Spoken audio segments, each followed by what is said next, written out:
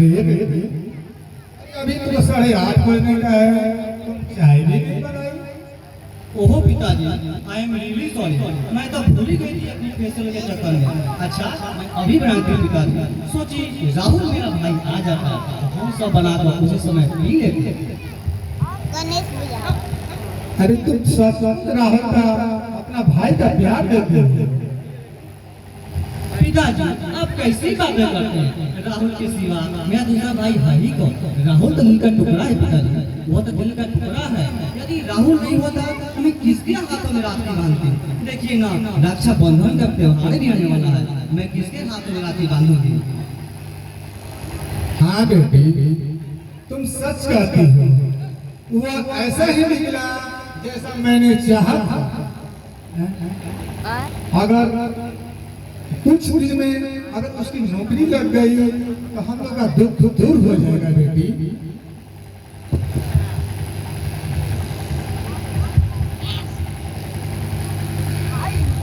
खुश रहो बेटे। राहुल, तुम्हारे हाथों में क्या है?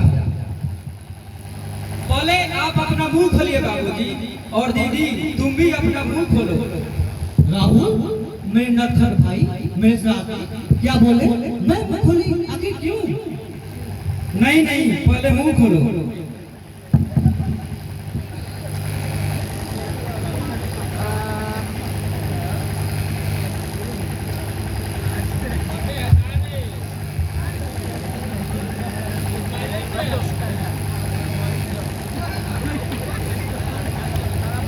राहुल मेरे प्यारे भाई, मेरे शरारती, तुम बहुत शरारत हो गए हो, बहुत करते हो अपनी दीदी से शरारत। तुम किसी भी बात को जिद पकड़ लेते हो मेरे बदमाश। शरारती हूँ दीदी, मगर इतना याद रखो अब तुम्हारे रोने का समय आ गया है। क्या क्या बोले मेरे भाई? मैं कहूंगी आखिर क्यों? अरे तुम लोग शरारत करोगे, ये सुबह सुबह मिठाई खिलाने का खास क्या है? बाबूजी आपका आशीर्वाद से मेरा सपना साकार हो गया। मेरी माँ का दिया हुआ वचन पूरा हुआ, मैं पुलिस इंस्पेक्टर बन गया। यह तुम्हारे परिश्रम का फल है बेटे।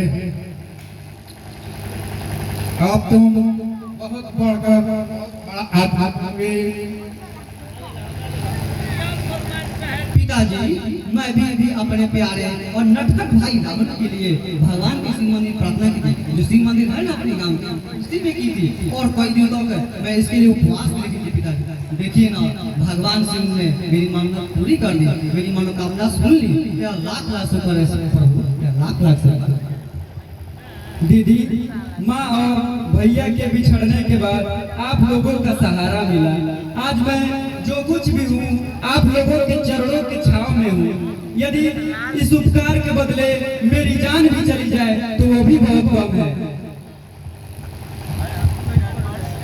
क्या तुम्हारा बड़ा भाई भी था और माँ भी थी? हाँ दीदी, मेरी माँ भी थी और बड़े भैया भी थे। जब हम दोनों भाई छोटे छोटे थे तो कुछ गुंडों ने आकर मेरी माँ को जबरदस्ती उठा ले गए। फिर हम दोनों भाई भीख मांगते और खाते रहते।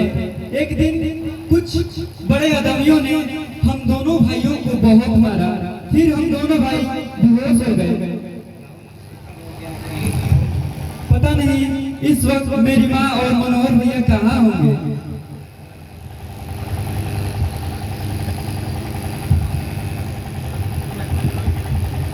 आंसू पोष डालो बेटे। इस जालिम जमाने में मुझे भी बहुत सताया था। मेरी भी घर था। उस समय मेरी बेटी प्रियंका 3 साल की थी। कुछ एक दिन बदमाशों ने आकर मेरे घर को बर्बाद कर दिया। जब इसकी माँ उन लोगों के जबरदस्ती के विरोध किया, इसको गोली मारकर छलनी कर दिया। मैं भी तमाशा देखते रह गया। आप पुलिस में रिपोर्ट नहीं किए? रिपोर्ट मैंने किया था, उसका का खून का इल्जाम मेरे ऊपर लगा दिया गया।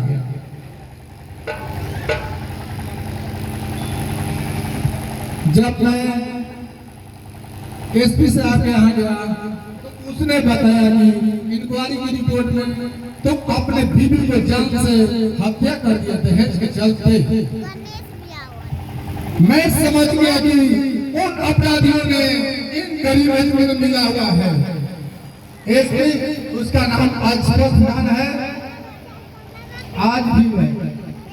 फिर क्या हुआ?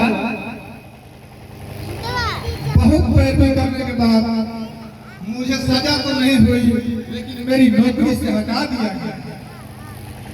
तभी से हम और प्रियंका इस अपना जीवन गुजार कर रहे हैं।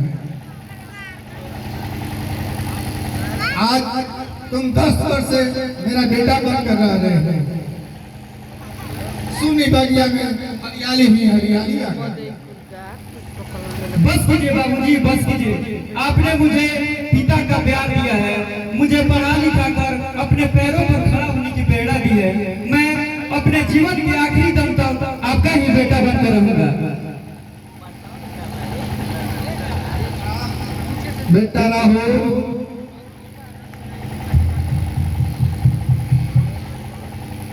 मुझे नौकरी ज्वाइन करने के बाद मेरा पहला काम होगा उन अपराधियों को कुचलना जो हम लोगों को बर्बाद किया है। उन लोगों का चेहरा मुझे आज तक स्मरण है, मैं कभी नहीं भूल सकता। पिताजी आप दोनों भी ना कुछ खाएंगे पिएंगे केवल बातें ही करते हैं। देखिए ना मुझे भी बहुत देर हो रही है और सासाराम शॉपिंग मॉल जाना है और फेशियल भी कराना है।